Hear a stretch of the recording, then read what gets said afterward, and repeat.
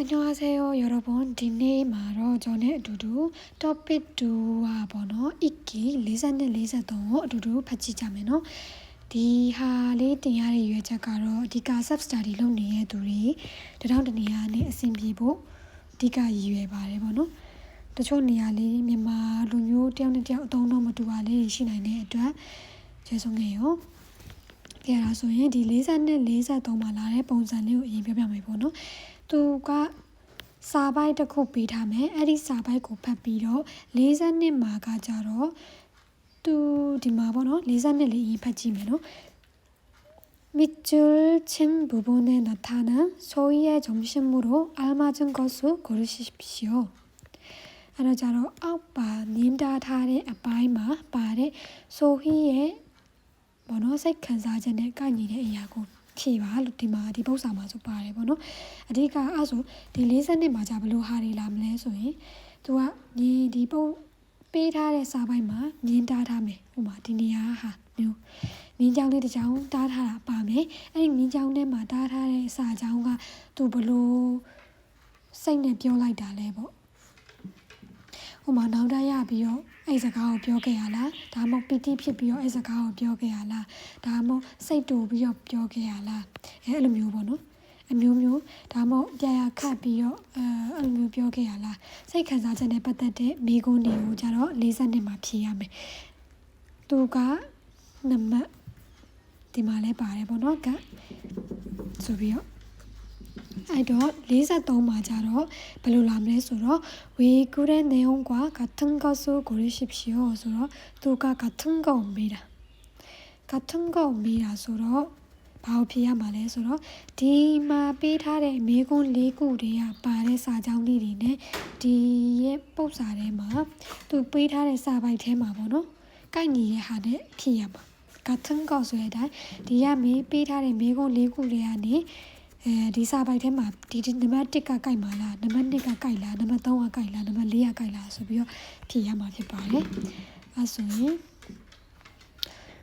စာပိုက်လေးစပြီးတော့ဖတ်ကြည့်ကြမယ်ပေါ့နော်ဒီပုံစံလေးကိုနားလည်မယ်လို့ထင်ပါတယ်တော့နံပါတ်1အနေနဲ့본누이는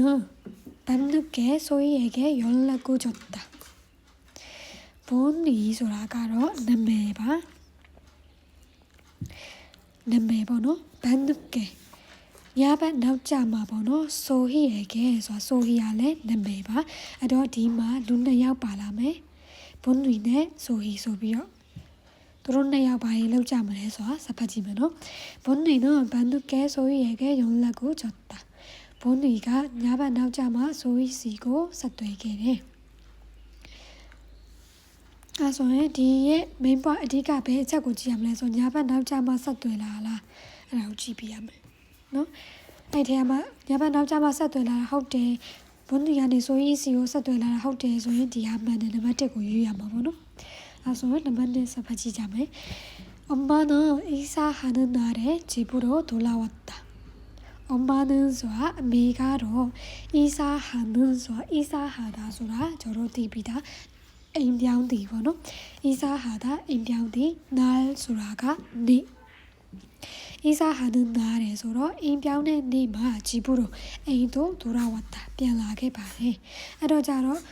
ဒီသူတို့2ယောက်ရဲ့အမေဖြစ်မှာပေါ့နော်သူတို့2ယောက်အမေကအိမ်ပြောင်းတဲ့နေ့မှာပြန်လာလားမပြန်လာလား집으로 돌아왔다ဆိုတဲ့အဲ့အချက်ကိုကြည့်ပြရမှာပေါ့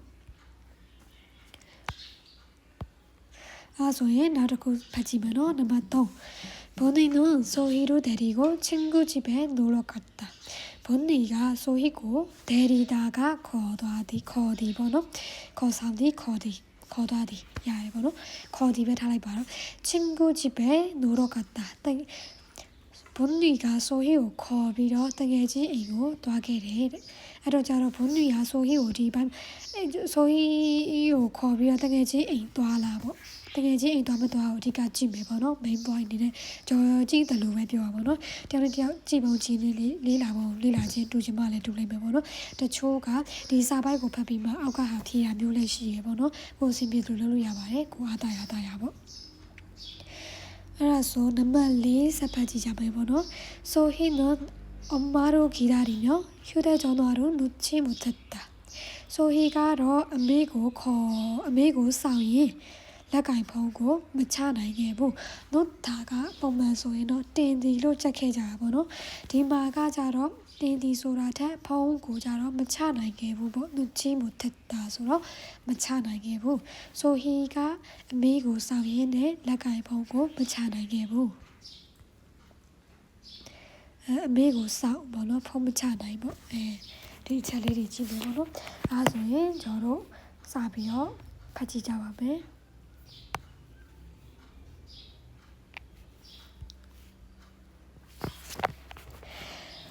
그때 소희네는 이사로 앞두고 있었는데 엄마는 그렇게 집으로 나가 돌아오지 않았다. 그때 아리동가 소희네는 뒷마발에 내리고 지자매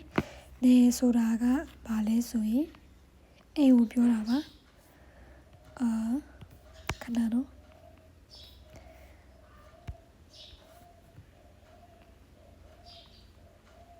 에이 네 소라 에이 소희 네 소희 소희 에이 친구 네 소희 등이지 에이 뭐 알아자로 변지자매 그때 아리동가 소희네는 소희 에이가로 이사로 앞두고 이사로 앞두고ဆိုတာအီစာဆိုတာကနောင်လောက်လိုက်တာပေါ့အီစာဟာတာအိမ်ပြောင်းတရားနေနောင်လောက်လိုက်တယ်အီစာဆိုတာအိမ်ပြောင်းခြင်းအီစာအပ်တူတာကိုလည်းကျွန်တော်တို့ချက်ခဲ့ကြတာရှေ့တန်းတင်တီတို့ဘာလို့ချက်ခဲ့ကြပါဘောနော်ဒီမှာကြတော့အီစာတို့အပ်တူကိုဆိုရင်အိမ်ပြောင်းတာကိုရှေ့တန်းတင်ပြီးဆိုတာတဲ့အိမ်ပြောင်းမှုဆိုင်းပြင်ပြီးအီစာနဲ့အိမ်ပြောင်းမှုဆိုင်းပြင်နေခဲ့တာပေါ့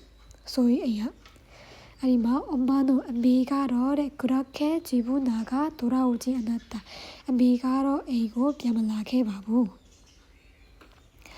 아이도 자로 디마저로 까이때 파이네 번호 코나 메고 레자오네 마 까이다리 마 까이다리 지야 마 번호. 아이도 디마 나만니 고파지라면은 엄마는 이사하는 날에 집으로 돌아왔다. 아미가 인병네 니마 에이도 뺨라게 돼. 또한ပြန်လာစားပိုက်ထဲမှာပြန်မလာဘူးလို့ပြောသွားတယ်နော်အဓိကပြန်မလာဘူးလို့ပြောသွားတဲ့အတွက်ဒီမှာပြန်လာခဲ့တယ်ဆိုတော့နံပါတ်2ကိုကျွန်တော်တို့ကအော်တိုပယ်တယ်ပေါ့နော်အဲဆိုရင်ကြည့်စရာနံပါတ်1ရဲ့3ရဲ့4ရဲ့ပဲကျန်ပြီပေါ့နော်ဒါဆိုရင်ဆက်ဖတ်ကြည့်မယ်잠별 인사는커녕 아무 신호도 낌새도 없이 휙 사라졌다 좋냐 잠별 인사ဆိုတာက 잠별ဆိုတာကခွဲခွာနှုတ်ဆက်ခြင်းပေါ့နော် 잠별 인사 ဆိုအတူတူပါပဲခွဲခွာနှုတ်ဆက်ခြင်းဒီမှာ능커녕ကြည့်မယ်능커녕ဆိုတာ noun plus 능커녕 noun plus 능커녕ဆိုအဲ့ဒီ noun ကိုလုပ်ဖို့နေနေတတ်တာဟိုမှာ A နဲ့ B နဲ့ရှိရဲဆို A ကိုလောက်ဖို့နေတာ B အောင်မှမလောက်ဘူးပေါ့နော်အဲ့လိုမျိုးပြောချင်တယ်လို့ပဲအဲ့တော့ကြတော့ 잠별 인사는 커녕 ဆိုကြတော့နှုတ်ဆက်ဖို့နေတာပေါ့အာမှုရှင်တို့ရှင်တို့ဆိုတာကတင်ဂီတဆိုင်ပေါ့ရှင်တို့ဆိုတာတင်ဂီတဘာတင်ဂီတကင်းဆဲလေးမှတ်ကြမယ်ကင်းဆဲဆိုတာကအရေးအရာ예이야. 야면은 그러자 아무 신호도 김새도 없이 수로 받은 기다 바에 야오만 메시웨네 휙 사라졌다. 딕 수라가 펴크네. 사라지다가로 데비다로 사라지다 뼈괴디 휙 사라지다서 아토미아 말에 휙 사라졌다서 펴크네 뼈도하게 말해. 준이야서 칸나 보노 칸나 자비 이렇게 말고 아이도 디하리 변내마 아이디 자오အချင်းပြန်ချုပ်မယ်ဆိုရင်နှုတ်ဆက်ဖို့နေနေတာဘာတင်ကြတာဘာအရေးအယောင်မှမရှိဘဲနဲ့ဖြက်ခနဲ့ပျောက်သွားခဲ့ပါတယ်သူ့အမေကဒီပု္ပ္ပစာလေးကနည်းနည်းဒါလေးဖတ်ရင်နည်းနည်းလေး trauma ရတယ်လို့ငယ်တော့ကိုရီးယားကတွေကြည့်တယ်လို့လေဟိုကစားကွင်းနဲ့ခေါ်သွားပြီးမှမျက်ခြေဖြတ်ပြီးကလေးကိုဆွန့်ပစ်လိုက်တာမျိုးတွေပါတယ်တင်မလားအဲ့လို trauma တော့ဝမ်းနေစရာကောင်းတယ်ပေါ့နော်ကဲဆက်ဖတ်ကြည့်မယ်엄마가 집 나가고 열흘쯤 지났을 땐가 소희가 텔레비전을 보고 있는데 본이가 현관에서 신으며 잠깐 나가다 오겠다고 했다. 안비가 집 나가고 애가 트랍이 열흘쯤 세 날 지났을 땐가 안비가 애가 네 트랍이 세 날 자로 남은 띠거노. 소희가 텔레비전을 보고 있는데 TV 지니라고노. 소희가 TV 지니래. 아마 라비나도요. 루네야 바래 루비오래 디가디니 디테마 루네야 바래. 본위가 현관에서 신으며 본위가 현관에서 디 본위가 현관 소라가 코리아가의 마소노 냐송 바래 보노. 오လေအပြင်ကိုထွက်အိမ်ပြင်ကိုထွက်တော့မယ်apartment တွေမှာဘာတွေမှာနေတဲ့သူတွေအဲ့ဒါမဲ့ဟိုလုံးချင်းအိမ်တွေနေတဲ့သူတွေလည်းအဲ့လိုရှိပါတယ်ဟိုဟာလေဖက်နှက်ချွတ်တဲ့နေရာပေါ့အိမ်ထဲကိုဝင်ဖို့တကားလေးခံပြီးတော့ဖက်နှက်ချွတ်တဲ့နေရာတက်ရှိသေးတယ်လေအခန်းလိုမျိုးလေးတင်မလားအဲ့လိုနေရာလေးတော့ပြပေးမယ်နော်현관အဲ့ဒီမှာ현관ဆိုတဲ့လိုနေရာလေးဖက်နှက်ချွတ်အဝင်ဝနေရာလေးပေါ့ဒီလိုနေရာဒါဒီလိုမျိုးဆိုဟာဆိုကိုရီးယားကလည်းမအရင်ပါတယ်လေနော်현관ဆိုအဲ့လိုနေရာလေး현관ဖက်နှက်ချွတ်တဲ့နေရာပေါ့ဖက်နှက်ချွတ်အဝင်ဝပေါ့နော်အဲ့လိုပဲပြောမယ်본니가တဲ့အဲ့ဒီအဝင်ဝမှာ신으며ဖက်နှက်ကိုစီးနေ잠깐 나가다 오겠다고 했다ဆိုခဏသွားပြီးပြန်လာခဲ့မယ်လို့ပြောခဲ့ပါတယ်ဟုတ်တယ်နော်အဲ့တော့ကျတော့သူမေးတော့မှာ잠깐 어디ခဏလေးဆိုပဲဦးလေ친구네အဲ့တော့ပြန်ပြေးတယ်တကယ်ချင်းအိမ်အဲ့တော့친구 누구တကယ်ချင်းဆိုတာဘာလို့လဲပြန်မေးနေပေါ့နော်ဘာလို့လဲဆိုတော့သူတို့အမေကအိမ်ပြောင်းမဲ့နေ့မှာပဲပျောက်သွားကြတော့ဆိုရီက trauma ရှိနေတဲ့ပုံပါပဲเนาะအဲ့တော့ကျသူကမေးနေတာအဲ့တော့소희가 눈을 맞추려 했지만 본위는 돌아보지 않았다. 소희가 며칠 사이집을 놓게 되면 본위가ပြန်မကြည့်ခဲ့ပါဘူးအဲ့တော့အောက်ကထဲမှာပါတော့မပါသေးဘူးเนาะစဖတ်ရမယ်돌아보지 않았다ပြီးတော့늦으면 친구네서 자고 올지도 몰라.နောက်ကျနေရင်တကယ်ချင်းအိမ်မှာပဲအိပ်ဖြစ်မလားမသိဘူးပေါ့တကယ်ချင်းစီမှာပဲအိပ်ပြီးတော့ပြန်လာမလားမသိပြန်လာဖြစ်မလားမသိဘူးပေါ့မသိကြဘူးပေါ့လေရေးသားလေးချင်းမကိုကြာစောင့်မနေပဲနဲ့အိပ်လိုက်သူကလိုပြောခဲ့အဲ့တော့ကြတော့돌아서 나가는 분위기가 맨 가방이 이상하게 커 보여 소희는 자리에서 벌떡 일어났다. 내ထွက်သွားတဲ့ ဒီဘုန်းကြီးကပေါ့နော်လွယ်မန်းစွာလွယ်ထားတဲ့ဂါဘန်လွယ်အိတ်ကတော့이상하게ထူးဆန်းစွာပဲခေါ်ဖို့ရောကြီးနေတဲ့ပုံပေါ်လို့ပေါ့နော်소희가 자리에서နေရာကနေပြီးတော့벌떡ဒီမှာ벌떡လေးကြည့်မယ်နော်벌떡ဆိုတာဘာဖြစ်မလဲဆိုရင်ကမန်ကရန်벌떡ကမန်ကရန်일어났다ကမန်ကရန်ကိုထလိုက်တယ်ပေါ့ထရက်လိုက်တယ်가만히 서 있다가 갑자기 현관문을 열고 맨발로 뛰어나가 계단으로 올라가는 본위 뒷모습에 대고 외쳤다. 가만히 닝닝히 서 있다가 연니야가 갑자기 욕대에 현관문을 열고 코나다가 문와 다가오고는 ဖွင့်ပြီးတော့ 맨발로 치발란에 뛰어나가 뛰어나가 계단 선리가 계단으로 리가고 올라가는 리가니 또아래 번호 본위의 모습에 대고 본위의 나오고 우디비 대다서 우디라 번호 우디비로 외쳤다 외치다 니라래 외치다 어디버 어라이크 어게래 언니야 올 거지? 엄마 별라맘라 이러자로 본위는 멈춰섰지만 돌아보지 않았다. 본위가 약도 약해라이비매 변홀래 미치게고 아도 어디가 아자우야 대말라비 너만 리산네အတွက်အကျိုးဝင်မယ်ဟာ 소희는 묻고 또 물었다. 묻다 소라가 저로 디비다 메디. 그러자로 소희는 묻고 또 물었다. 서 소희가 메에 탑비로 메에서 소희가 메비에 메디게 보러 별라말라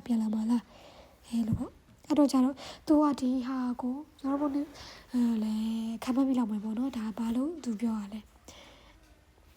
ဘလို့စိတ်နဲ့သူပြောရတယ်ပေါ့နော်သူအမေပြန်လာသူ့အမေအိမ်ကနေထွက်သွားပြီးပြန်မလာတော့တယ်လို့မျိုးပြန်မလာပါဆိုတော့သူမေးနေရလေနော်အဲ့တော့ကြတော့ဒီမှာကြည့်မယ်40နှစ်ကျွန်တော်40အဲ့လိုနေချောင်းတားထားတဲ့ဟာကိုတွေ့ပြီးဆိုတော့ကျွန်တော်သူ့အတွက်အကျုံးဝင်တဲ့40နှစ်ကိုတစ်ခါတည်းဖတ်ပြီးတစ်ခါတည်းဖြည့်မယ်ပေါ့နော်အဲ့တော့ပထမဆုံးနံပါတ်1ဘူလန်ဟာတာကမတေမချဖြစ်သည်စိတ်ပူသည်ရတယ်ပေါ့နော်ဒါလေးကရွှေ့လို့ရရလား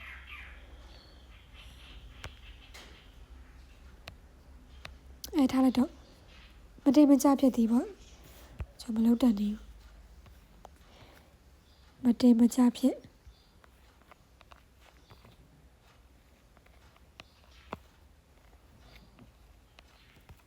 ဘူလန်ဟာတာမတင်မကျဖြစ်တယ်စိုးရိမ်ပူပန်တယ်ပေါ့နော်နံပါတ်2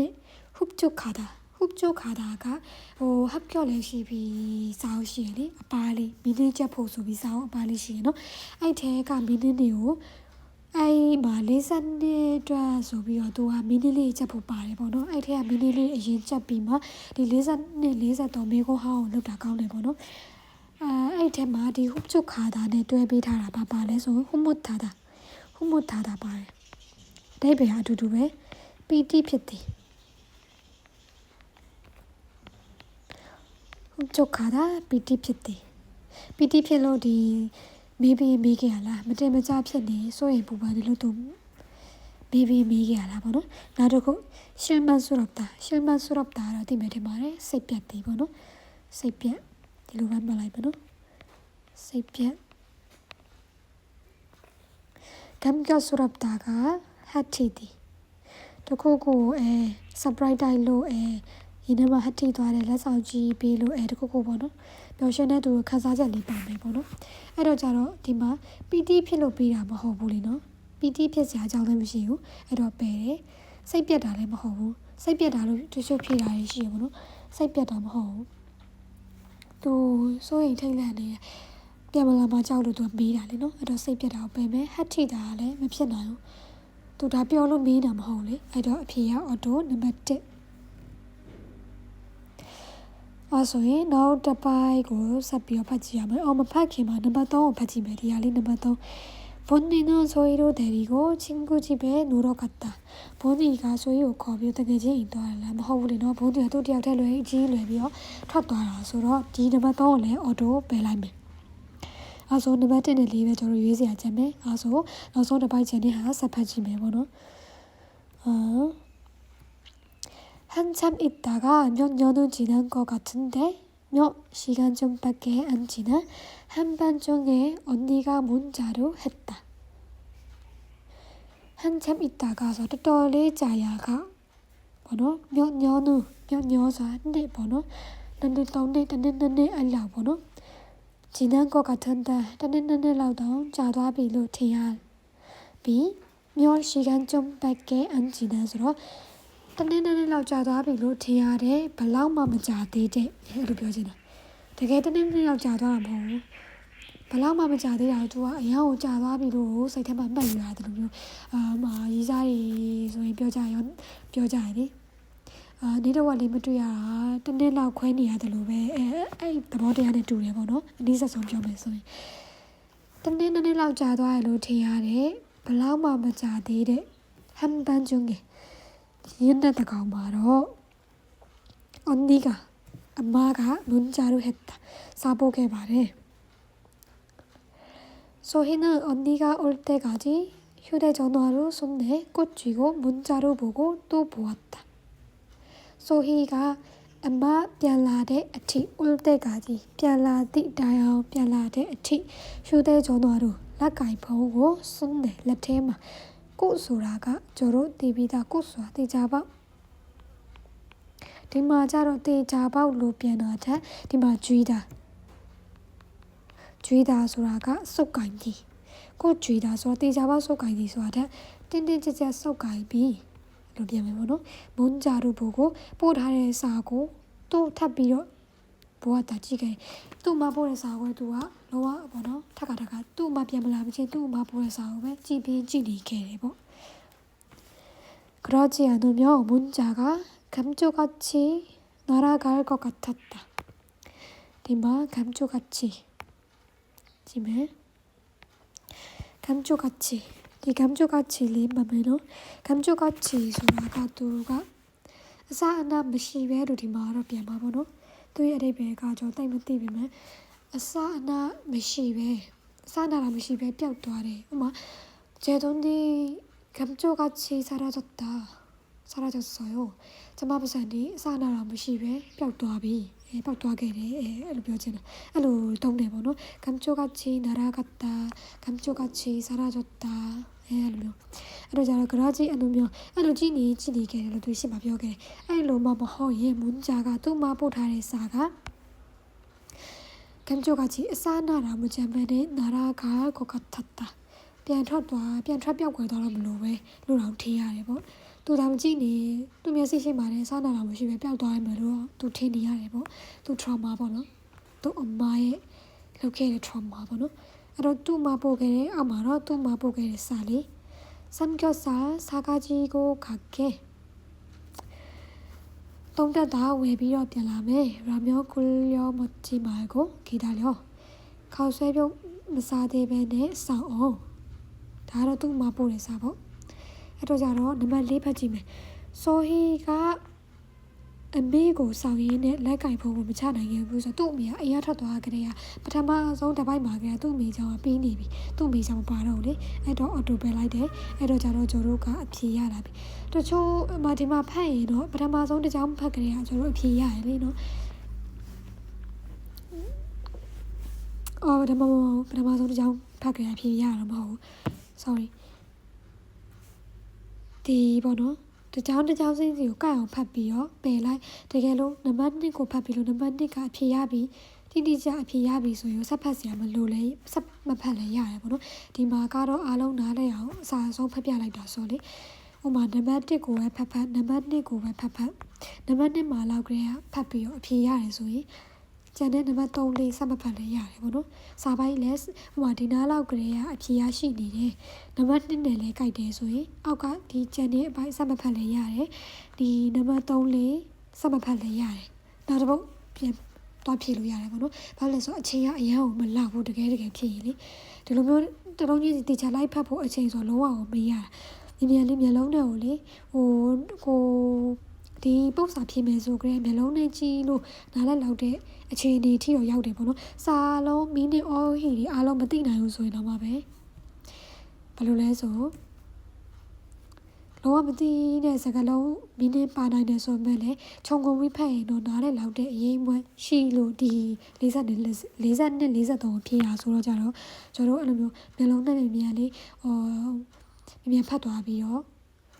ကြိုက်တဲ့အဖြေတွေ့ပြီးဒီစာကြောင်းနဲ့ဒီအဖြေနဲ့နံပါတ်1နဲ့ကြိုက်ပြီးဆိုရင်